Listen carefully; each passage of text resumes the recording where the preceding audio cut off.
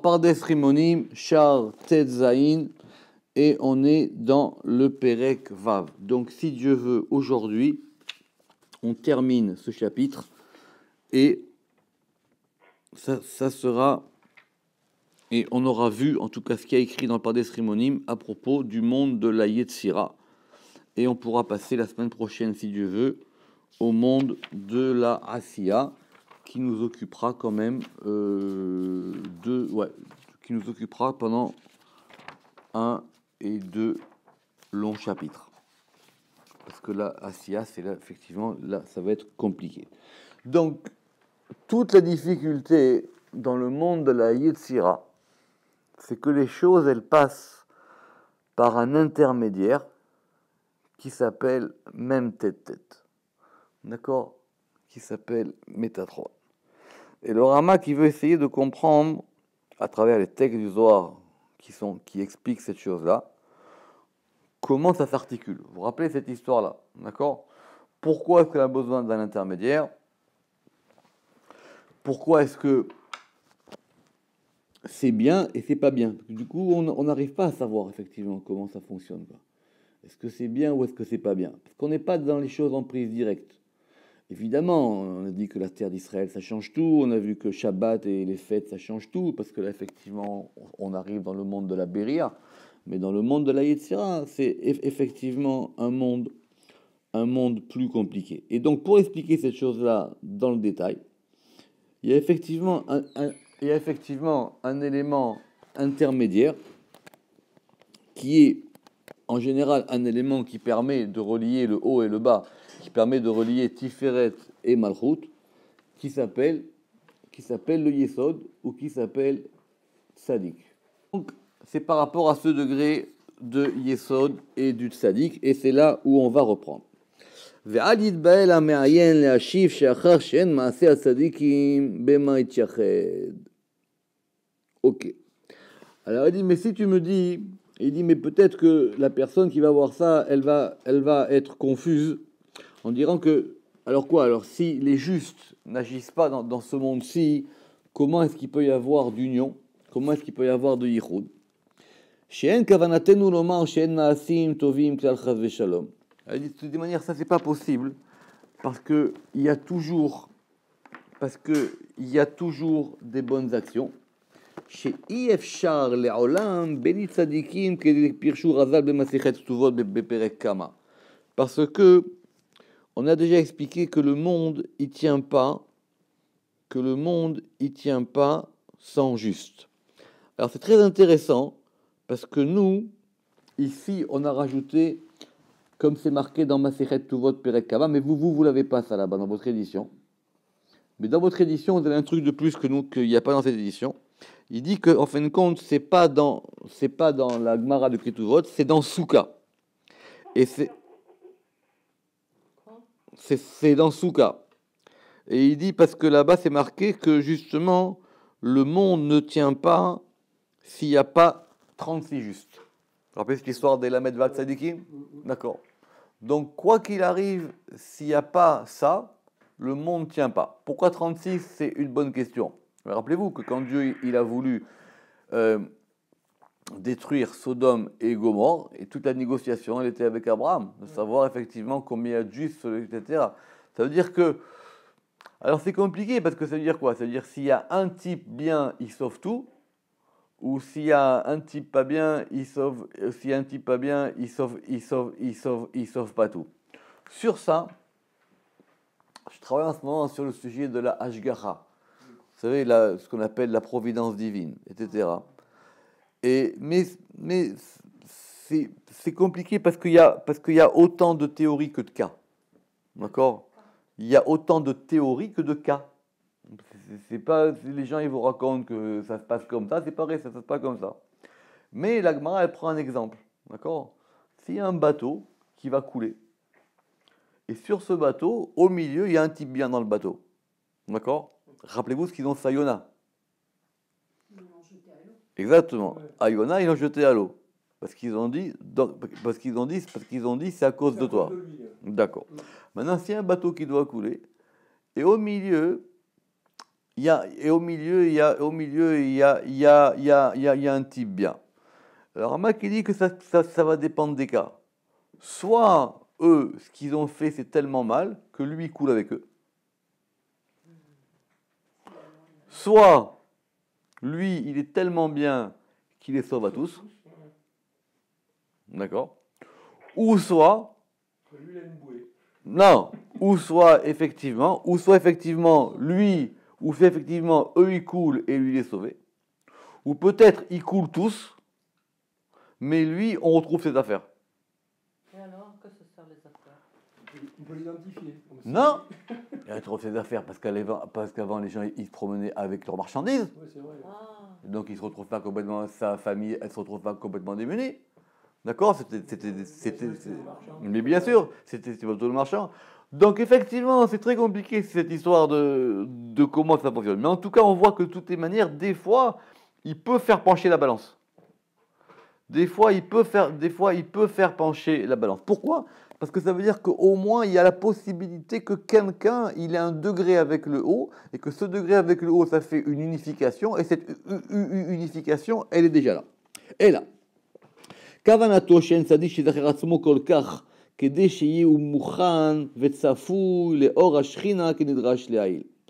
C'est que de toutes les manières que, quoi qu'il arrive, le juste, c'est un intermédiaire. Donc, il ne peut pas non plus être capable de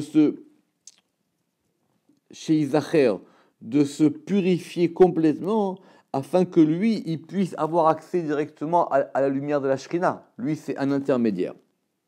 ואז היא חוזרת ומתעלמת בקינה. Et donc, c'était l'histoire de cet oiseau.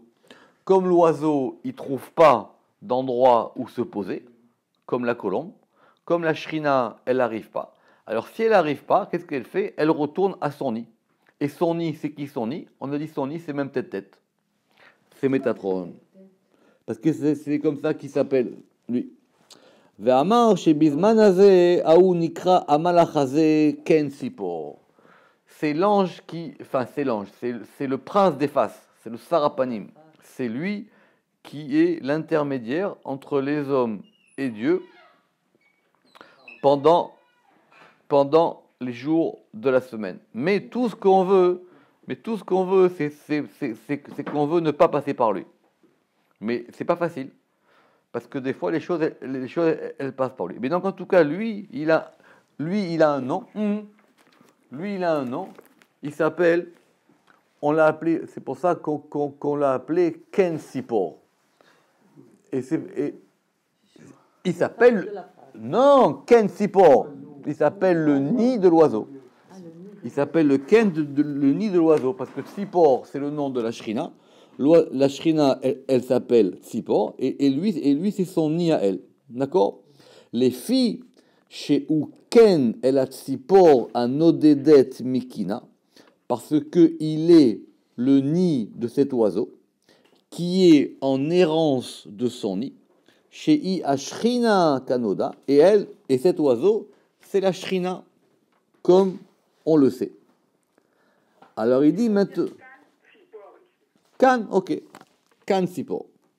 Alors, même Tete d'Isheme Shakai. Maintenant, il a aussi un nom. Et son nom, c'est quoi? C'est qu'on appelle aussi par le nom de Shaddai. C'est ça, ce degré de Shaddai. Venoda, qui Hashem Azeh Meyuchas El Yichud Atiferet ou Malchut. Ce nom, en général, du nom de Shaddai, rappelez-vous que c'est le nom de la Mezouza.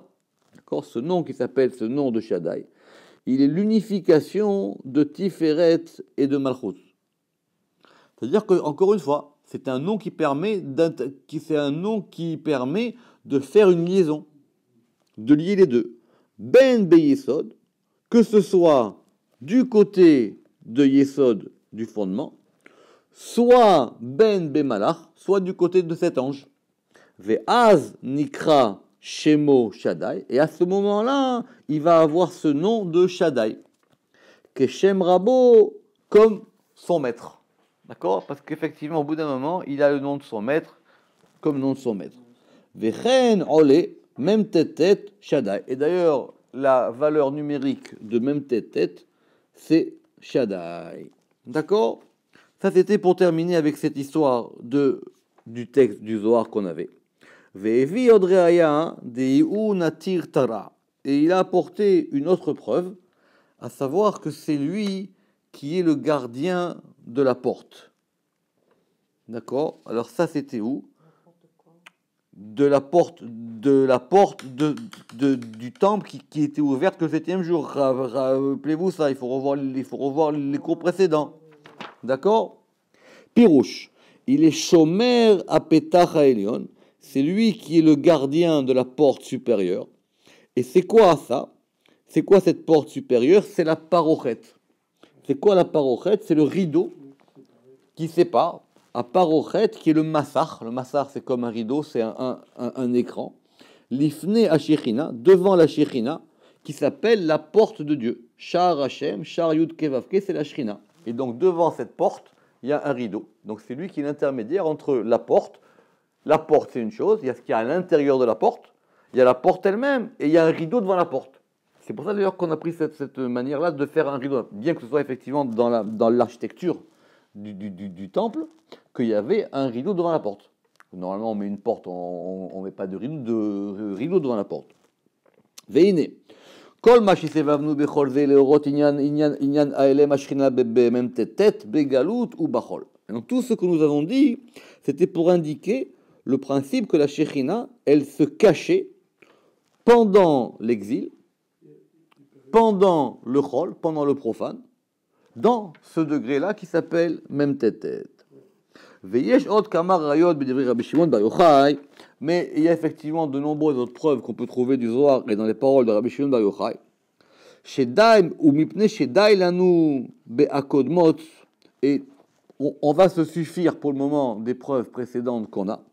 Ou la vatakitsur lo na'arich od bazé. Et comme on aime bien que les choses soient résumées, on ne va pas développer plus loin. Donc ça, c'était pour comprendre cette histoire générale de Mem Tetet. Maintenant, on va faire la conclusion de cette histoire-là. Ve'inyan, ve'nomar, ki inyan hazeh nikra yetzira. Et donc maintenant, toute cette configuration-là, elle s'appelle le monde de la yetzira. Ve're'aya me'atikunim. Et on a une preuve de ça, des Tikkuné HaZohar, c'est dans les introductions des Tikkuné HaZohar qu'on a déjà traduites. Pasuk va'ani betoch agola, c'est Ézéchiel qui dit « Et je suis au milieu de l'exil ». Il était le long des rivières de Babylone. « Down the rivers of Babylon », c'était Yéhézkiel. Bien que d'après le Zohar, quand il y a marqué là-bas « Va'ani », ce n'est pas Yéhézkiel qui parle, c'est la Shrina qui parle. D'accord? C'est elle qui est en exil. D'accord? C'est elle qui est en exil. Veze leshono. Vehi tema de razada raza Yéhézkiel. Et là-bas, on parle de quoi? On parle de cette fameuse vision d'Ézéchiel. Vous savez que c'est une grande question dans le Zohar. Il dit comment est-ce que, parce qu'en général, les prophètes, ils n'ont pas de prophétie en dehors d'Israël. Or, le seul qui a eu une prophétie comme ça, aussi grande, en dehors d'Israël, c'est Ézéchiel. Sauf qui, M. Seban? Sauf Moshe. Moshe, c'est à part. Moshe, il n'est pas entré en Israël. Nous, Moshe n'est jamais entré en Israël. D'accord? Mais Moshe, mis à part, tous ceux qui ont eu l'Esprit Saint et la prophétie, ils l'ont eu en Israël. D'accord? Ils l'ont eu en Israël. Et on pose le problème d'Ézéchiel. C'est le Zohar là-bas au début de Shemot. Ce Zohar là-bas au début de Shemot. Et il y a plusieurs explications. Une des explications, c'est de dire que de toutes les manières, il l'a eu pour qu'il puisse revenir ou pour qu'il puisse supporter l'exil. Mais en exil, il n'y a pas de prophétie. C'est pas possible d'avoir ça parce que les carreaux sont les portes sont fermées, les carreaux sont sales. D'accord, la communication, elle passe pas. Mais la Chine était en exil là-bas aussi avec eux. C'est l'air gamin, mais quoi qu'il arrive, c'est la question ici du Zohar. Veitema de Raza Yecheskiel. Alors maintenant, si tu me dis que maintenant, que ce secret-là, ce mystère-là, il a vu Ézéchiel, lo Chaza, el admoud in Chayan. Chivan. Il n'a pas vu les chayot, il n'a pas vu vous savez, ces fameuses vivantes, d'accord, les Chazak Kodesh. Il n'a pas vu ça. Il a simplement vu la ressemblance, il a vu une image d'eux. Il n'a pas vu la chose. Si vous voyez quelqu'un ou si vous voyez sa photo, c'est pas pareil. Il a vu la photo. Il n'a pas vu la chose. Vélo de Chaza Chevan. Et c'est pas non plus qu'il les a vues elles-mêmes. Et là. Kemalka de Shalach Shtar Bechutme. C'est comme un roi qui va envoyer un contrat ou une missive avec sa signature. Vediyukna de Malka. Et on a l'image du roi, Reshima al-Sha'ava, qui est inscrite sur la cire de sa signature. Ça veut dire qu'avant, les sceaux se faisaient à la cire. Ah, la cire. D'accord. Maintenant, vous avez la feuille, vous avez la cire, et vous avez la griffe dans la cire. Donc, on est à quel degré? Au 3e degré, ce qu'on appelle la Yetzira. Et même plus, parce que ce n'est pas le roi. Le roi, il a envoyé une missive. Cette missive, elle est recouverte d'un sceau. Ce sceau, il est en cire. Et dans la cire, vous avez l'effigie du roi. Mais le roi, il a vu ou il n'a pas vu? Non, il a simplement vu l'effigie du roi qui est dans la cire, qui est sur le contrat envoyé par le roi. C'est ça que dit le Zohar. Pourquoi? Parce que dans les sphirotes, là, il y a l'image du roi, concrètement. Ou Basfiran des Bria, et dans les sphirotes de Bria, donc dans les sphirotes de Hatzilut, là au moins, il y a l'image du roi. Ça, c'est le degré numéro 1. Ou Basfiran des Bria, et dans les sphirotes du monde de Bria, le 2e monde, il y a le Chutma des Balka. Il y a le sceau du roi. Ça, c'est le 2e. Ou Basfiran des Yetzira, ou Malachim, et dans les séphirotes qui sont de Yetzira et dans les Malachim, parce que Yetzira c'est le monde des anges, des Inun Chevan, parce que là-bas ils sont les vivantes, Tsiyura de Hotma Besha'ava, là-bas on a l'image du sceau qui est dans la cire. C'est ça Yetzira, c'est ça le monde de la Yetzira. Donc quand Yecheskel il a vu les Chayot, alors, c'est vrai qu'on a dit que peut-être on pouvait trouver des anges dans tous les mondes, mais en tout cas, si on dit que ici les anges ils sont liés à la Yetzira, quand Yecheskel, donc la vision de Ézéchiel, elle n'est que de Olam Yetzira. Pourquoi? Parce qu'il était en galoute. Mistama que quoi? Que les autres prophètes à d'autres moments, ils ont pu avoir des visions qui étaient peut-être de Olam Bria, voire même de Olam Hatzilut. Sauf que Olam Hatzilut, c'est que Moshe quand il est monté au Mont Sinaï. D'accord, c'est tout. Veine. Et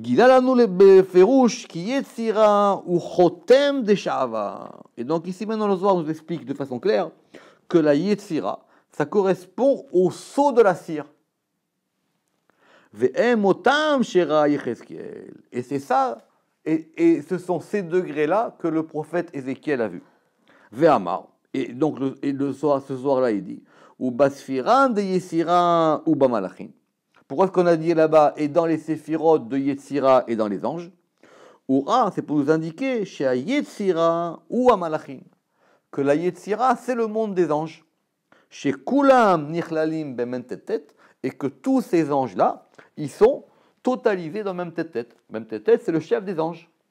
À l'intérieur, effectivement, il y a toutes les cohortes des anges. Ou Bezuladze, Lifnin Minyanyanama. Et en dehors de ça, un peu plus haut, dans le passage du Zohar là-bas, c'est écrit ou misitra de tziyurin de shava chazay Yecheskel. Et c'est dans le secret des images de la cire que Ézéchiel a vu. C'est-à-dire que il n'a pas vu le roi, mais il a vu l'image du roi qui était gravée sur le sceau. savez que ça va donner affaire à des très jolies histoires chassidiques, cette histoire-là. C'est-à-dire que voilà, quoi, j'ai vu la signature du Rebbe. D'accord? J'ai pas vu le Rebbe, mais j'ai vu sa signature. J'ai pas vu, comprenez, comme l'histoire du Baal Shem Tov, quoi. C'est-à-dire, je connais pas la chose, mais on m'a raconté l'histoire. D'accord? C'est-à-dire qu'il y a un lien avec ça. Mais c'est comme le truc de Rabbi Nachman. oui, exactement. Exactement. D'accord? Ou même quand il a dit avant je connaissais l'histoire, avant je connaissais la chanson, avant je connaissais. D'accord, d'accord, ok. Veine befirouche qui marotte Yecheskel. Notez, soulignez ça, cette phrase. Et donc ici on voit que les visions de Ézéchiel, Ayou be Yetzira, velo bria, velo atzilut. C'est écrit en toutes lettres. Que les visions de Ézéchiel, elles étaient dans le monde de la Yetzira et non pas dans le monde de la Bria et non pas dans le monde de la Atzilut. Ok. Vedifni minyanyan. Et encore même, quand on remonte dans Ézéchiel, toujours dans ce passage du Zohar, là-bas, dans le Zohar, on va détailler les visions d'Ézéchiel. D'accord? Parce qu'il n'a pas eu une vision, il en a eu plusieurs. Et quand on arrive à la 7e vision, à Shevi'a, qu'est-ce qu'il a vu là-bas? Il a dit Kemar et Akeshet, ce qu'on a vu hier dans le Zohar. Il a vu comme la vision d'un arc-en-ciel. Vous vous rappelez, c'est l'histoire de cette lumière-là qui s'appelle Noga. Il a vu comme un arc-en-ciel. Or, c'est quoi l'arc-en-ciel? L'arc-en-ciel, c'est lié au tzaddik. Akeshet, dat tzaddik yesodalma. L'arc-en-ciel, c'est aussi l'arc, d'ailleurs. Parce que le mot en hébreu, c'est un arc. En hébreu, il n'y a pas marqué, c'est un arc. C'est pas l'arc. En français, on rajoute l'arc-en-ciel, mais c'est un arc. Et donc, cette notion de l'arc, elle est liée au juste, au tzaddik. Ça, c'est le tzaddik Yesod Alma. Ça, c'est le juste qui est le fondement des mondes. Kemar edile les tata même tête. Et donc, de la même manière, son image ou la vision qu'on a ça en bas, ça s'appelle même tête. Dachaza Yecheskel, c'est ça qu'a vu Yecheskel. Deiu Kalil Kol Marot, parce que c'est ça qui totalise toutes les visions. Donc la vision qu'il a eue, Yecheskel, il a eu par même tête. Parce qu'il était là-bas à Babylone. Allo Befirouche n'irait. Qui colle à Marot, Shera, Yecheskel. Donc ici c'est marqué en toutes lettres que toutes les visions qu'a vu Yecheskel, chez Amarnou, dont on a parlé, chez Ayoub et Yetzira, elles étaient dans la Yetzira, c'est-à-dire même tête. Ok? Donc là maintenant c'est la conclusion générale. Hein. Quand on explique cette histoire-là, la conclusion générale. Od betikunim bemakom acher. Il dit c'est écrit dans les tikkunim dans un autre endroit. Beyoto mitazek bemarot Yecheskel, et encore dans un autre passage du Zohar qui va parler de ces visions du prophète Ézéchiel. Vezele shono, et là voilà qu'est-ce qu'il y a écrit là-bas. Chizu tinyana, on parle maintenant de la deuxième vision de Yecheskel. Ve aldmut akise, et sur l'image du trône, vous vous rappelez qu'il avait un chariot, d'accord, et sur l'image du trône, il y avait Be'admut Akise, Dmut Kemar et Adam. Il a vu une ressemblance qui ressemblait à un homme, ou plutôt qui ressemblait à Adam. Hein? Qui ressemblait à Adam. Alav, sur lui, Milema d'en haut. D'accord? Vous vous rappelez les quatre. D'accord? On répète le shor, hein? Exactement. Et Adam. Acha hazan amuda de msaïta. Donc ici, il a vu la colonne centrale, parce que c'est une grande question qui est expliquée au début du Pardes. Comment est-ce qu'on peut expliquer ces quatre animaux, enfin, ou ces quatre visions, puisqu'il y a l'homme au milieu par rapport aux sphirotes. D'accord? C'est très compliqué là-bas. Et le Ramak, là-bas, si vous le voyez, le cours, il est en ligne, il voit ça par rapport aux 4 parachutes des téphilines. D'accord? Oui. 4 parachutes des téphilines. Mais en tout cas, ici, on considère que les 4 parachutes qui sont téphilines. Et donc ici, on considère que Adam, il est la colonne du centre. Donc il est quoi? Du Tiferet. Samir les Shrinta, il est apposé, il soutient, c'est cette colonne centrale qui soutient la Shrina. Vechazale, et il a vu ça quoi? Et donc cette vision-là, il l'a vu, Migo Memtetet de Yushadai. Il l'a vu du sein, de l'intérieur de Memtetet qui est Shaddai.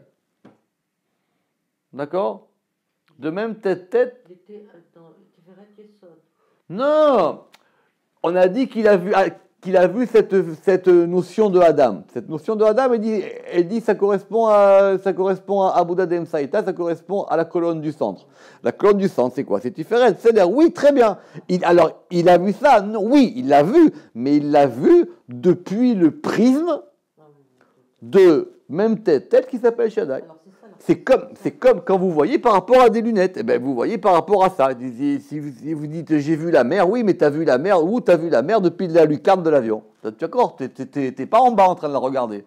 Tu l'as vu depuis ça. Ou même, tu sais quoi, j'ai vu le film qui était sur la photo de celui qui a vu la mer. C'est là vraiment pareil. Vedigdek beyitur leshono beomro deyu shaddai. Alors, il dit ce Zohar-là, il est plus précis. Pourquoi? Parce qu'ici, il y a marqué concrètement que même tête, il est Shaddai. Pourquoi? Ve'akavana, qui a malachazé, ou a meyached asfirot. Ce degré de même tête, c'est lui qui unifie les séphirot, ou qui unifie ces séphirot-là, à séphirot à elle, qui sont Tiferet et Malchut. Ou mepead bechinazo.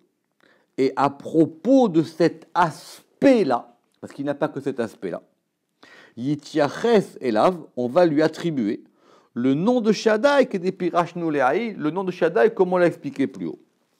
Velachen, et c'est pourquoi. Raoui Leyaches, c'est pour ça qu'on peut attribuer que c'est en lui, Shebo, Ra'a Yecheskiel Shete Amidot, que Yecheskiel, il a vu donc ces deux aspects ensemble, Yachad, Kede Pirashnu Betrilat Devarav, comme on l'a expliqué au début. Yecheskiel, il n'a pas vu que Tiferet. Yecheskiel, il a vu beaucoup de choses.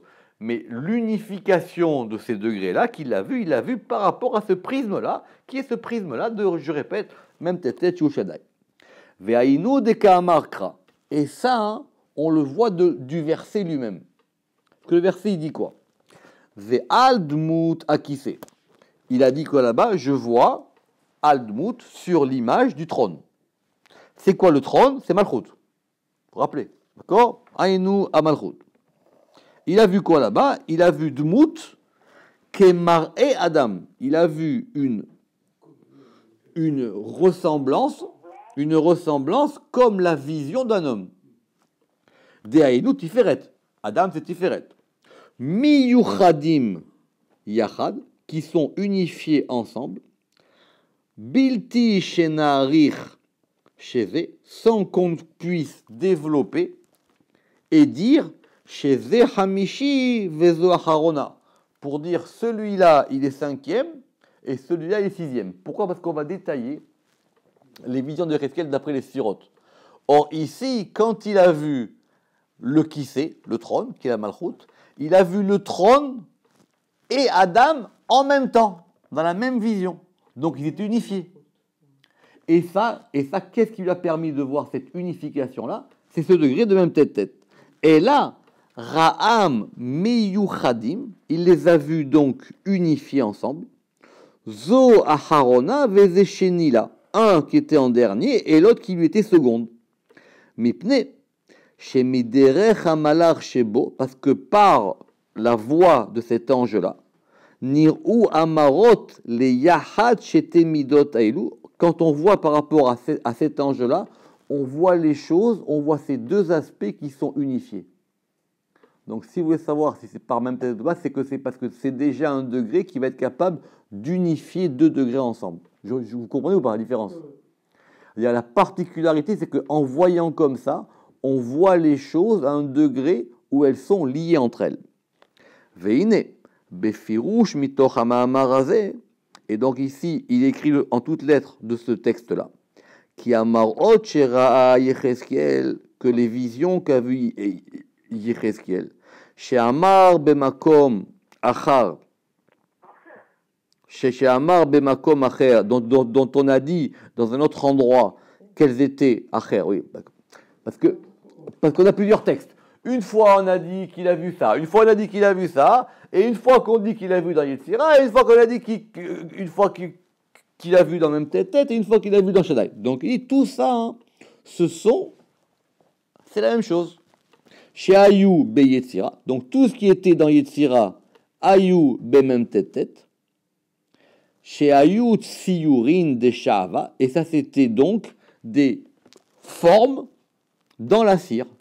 Donc Olam Yetzira, c'est le monde Des formes. Oui, mais il faudrait trouver mieux. C'est le monde des images, quoi, si on veut. Voilà. Il faudrait peut-être dire ça. C'est le monde des images. C'est le monde où on voit l'image des choses. On ne voit pas vraiment les choses, on voit les images des choses. Alors que dans Bria, on verra la semaine prochaine, on ne voit même plus les images. C'est qu'on a des reflets des choses. On n'a même plus l'image des choses. Peut-être qu'il faudrait dire comme ça. Le monde de la Yetzira, c'est le monde des images. D'accord ? Ve'ot sham. Et là-bas encore, c'est écrit Vezé les shono, et voilà ce que dit le Zohar. Alors attention. Ve tzadik est le juste. Iyu chashmal. Il s'appelle Chashmal. Alors on va prendre un peu de temps parce qu'on m'a posé une question sur Chashmal cette semaine. Chashmal, c'est quoi Chashmal ? Oui, ça. Alors, on se calme. On se calme. Chashmal, c'est un mot qui apparaît dans la vision de Yecheskel. D'accord ? Et là-bas, il a vu quelque chose qu'il a appelé Chashmal. D'accord ? Pour ceux qui connaissent vraiment, il y a Chashmal et il y a Chashmala. Une fois dans le texte, il est au masculin et une fois, il est au féminin. D'accord ? Il se trouve que pour des raisons étymologiques particulières, ce mot Chashmal, il a donné en hébreu moderne l'électricité. Quelqu'un m'a expliqué cette semaine comment, je pourrais vous le réexpliquer, etc. C'est pas faux, mais c'est pas ce que ça veut dire là-bas dans le texte, en tout cas. Et certains disent que ce Chashmal, c'est une lumière qui serait de couleur ambre. L'ambre, ça viendrait de Chashmal. D'accord ? Parce que ce mot, on ne sait pas qu'est-ce qu'il veut dire. Mais en tout cas, d'après le Zohar, ce Chashmal-là, c'est un degré de vision. Et ce degré de vision, le Zohar va beaucoup en parler. Et il dit qu'on va composer le mot en deux. Soit c'est Chash, soit c'est mal. Chash, il se tait. Mal, il parle. Ça veut dire quand il reçoit Hash, Skut, il se tait. Et quand il doit donner à plus bas que lui, Mal, Malel, Milel, il parle. D'accord ? Et Chashai en hébreu, c'est ce qui est dit en silence, c'est susurré. D'accord ? Chashmal. On verra si vous voulez dans Arkea Kinoïm, c'est ce qu'il dit sur le Chashmal. Mais en tout cas, on a dit là-bas que ce tzaddik, il s'appelle Chashmal. Kelala ditrin Shemaan, et il est la totalité de ces deux noms-là, Shemaan Ilin, qui sont quoi ? Qui sont l'octogramme qui est fait avec le nom Yudke Vavke et le nom Adni. Comment est-ce qu'on dit que Chashmal, il est cet octogramme-là, Yudke Vavke Adni ? J'en sais rien. Parce que Yudke Vavke Adni, ça fait... Exactement. C'est pas numérique. Vechazale, et il l'a vu, Migo Sarapanim, et il l'a vu de l'intérieur du prince des faces, du Sarapanim, le prince des faces, qui s'appelle même tête. Alors, c'est intéressant parce que c'est très court ce Zohar ici. Le Rama qui ne va pas beaucoup développer parce qu'il va nous dire que maintenant, Velo Natriach Atzmenu Biuro, il dit nous n'allons pas nous fatiguer à expliquer ce Zohar-là. Ou Mipne Shebiaranu Berech Chashmal Berekelim, parce que nous l'avons expliqué dans la porte 23 à l'article Chashmal. Et là-bas, il va développer. Dans la porte 23, vous avez une porte 23 qui s'appelle Shar Arkea Kinoïm, qui s'appelle la porte des attributs. Et là-bas, il y a un article qui s'appelle l'article Chashmal. Et là-bas, il va expliquer, si vous voulez, on le fera quand on y arrivera, cette notion de Chashmal. Cette notion de Chashmal, c'est aussi un degré d'unification entre deux degrés. D'accord ? Et ce degré entre ces deux degrés, il correspond, à au Chilou, c'est-à-dire... C'est facile de faire le lien avec ce que dit le rabbin. Le Shaniché Vasté, on ne peut pas le prononcer. Il est indicible. Donc, il est H.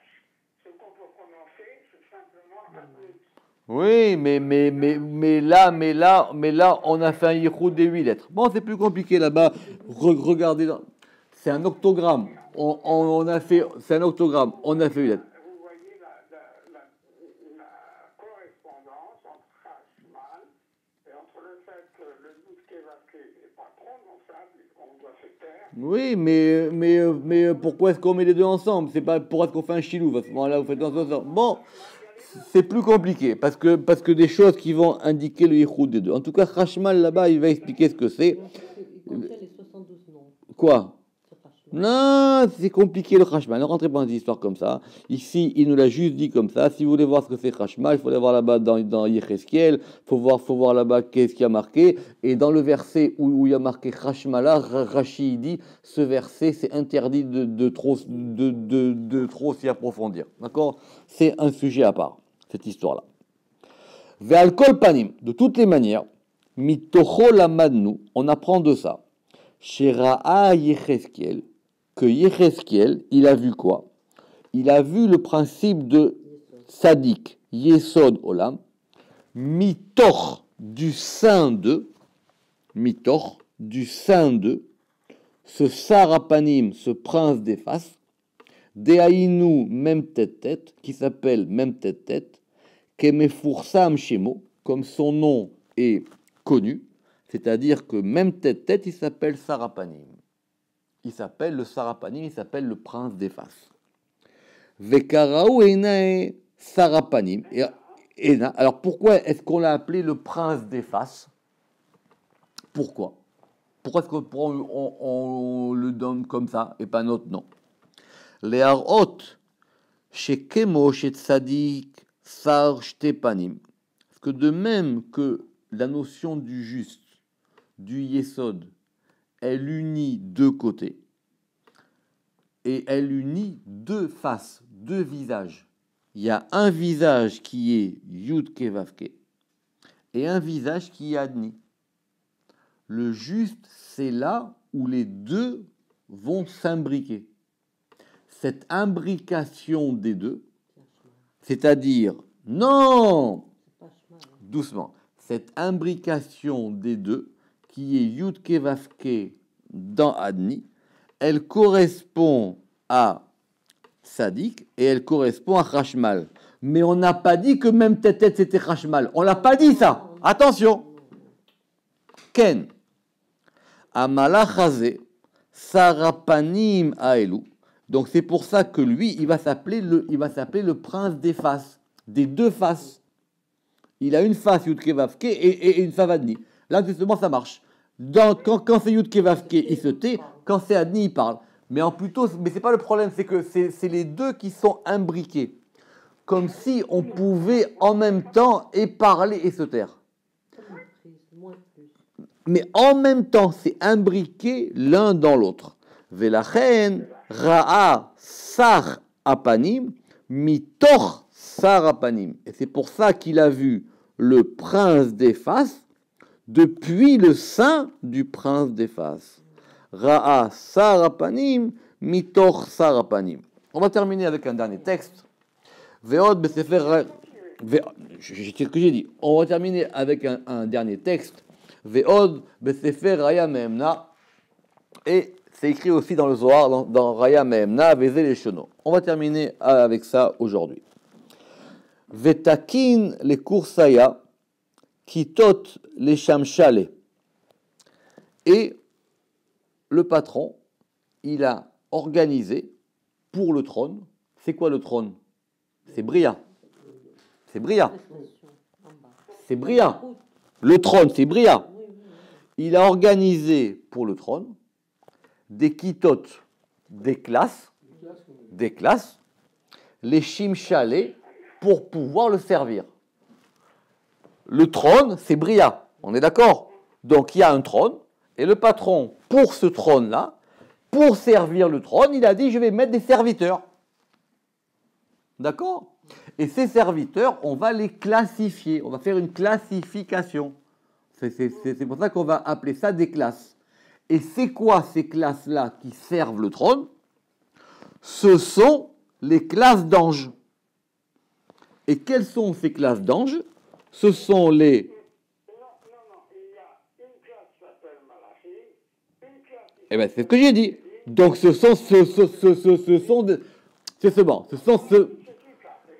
sont des classes d'anges. Maintenant, ils s'appellent tous anges, mais il y a une classe qui s'appelle Malachim. Mais c'est tous des anges. Vous comprenez? Parce que Malach, c'est à la fois un nom général et à la fois un nom particulier. Qu'est-ce que c'est Dayanim? Je reprends.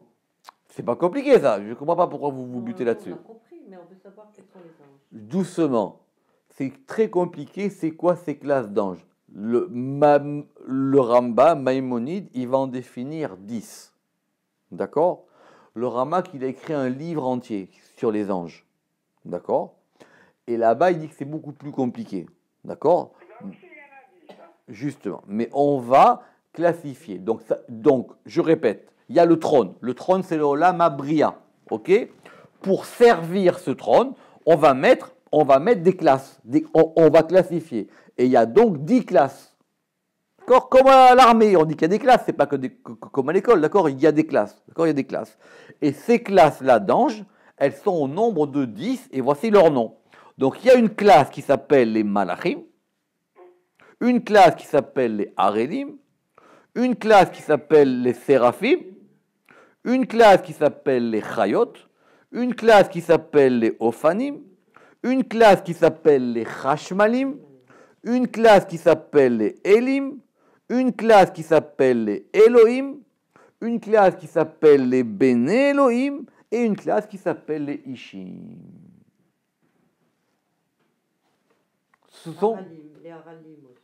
Ce sont des noms d'anges. Si vous voulez sur ça, il y a toute une littérature, etc. Je vous passerai un grand livre qui a été fait par Schwab au 19e siècle qui s'appelle Traité de l'angéologie. D'accord? Et vous, comme ça, vous ne dormez pas la nuit. D'accord? Mais pour le moment, dormez tranquillement. Donc, il y a 10 classes d'anges. Donc, ça veut dire quoi ici? Qu'est-ce qu'on apprend? Veine, ora befirouche.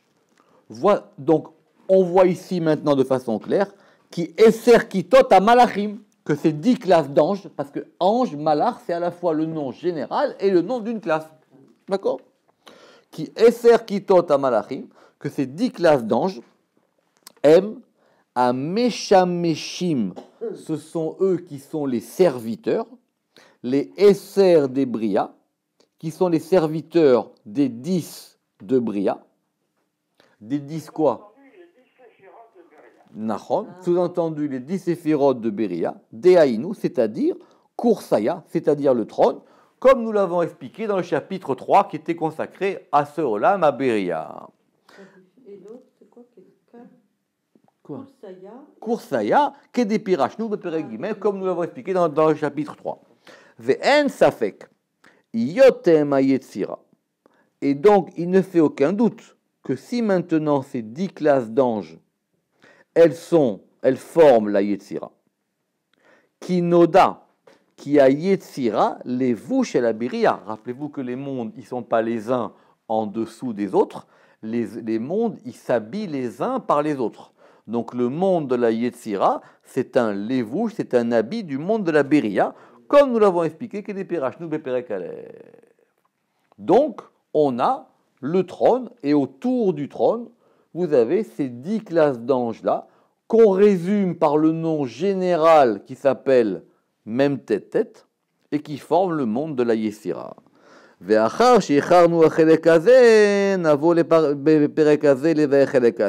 maintenant qu'on a terminé avec ça, nous verrons la semaine prochaine, si Dieu veut, ce qu'il en est du monde de la Asiya. Baruch Adonai Le'olam, Amen ve Amen.